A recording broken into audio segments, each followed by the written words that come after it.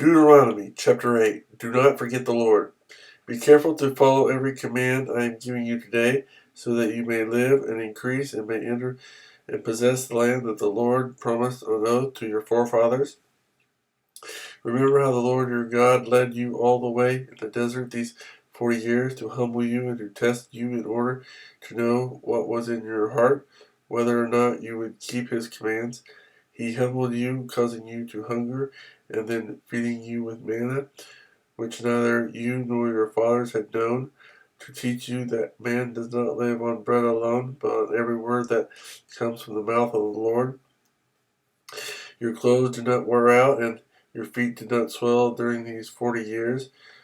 Know then in your heart that as a man disciplines his son, so the Lord your God disciplines you.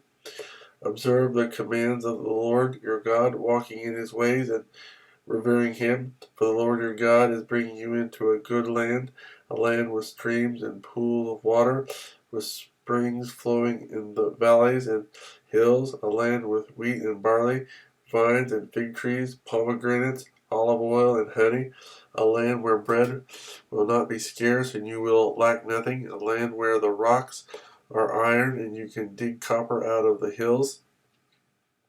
When you have eaten and are satisfied, praise the Lord your God for the good land he has given you. Be careful that you do not forget the Lord your God, failing to observe his commands, his laws, and his decrees that I am giving you this day.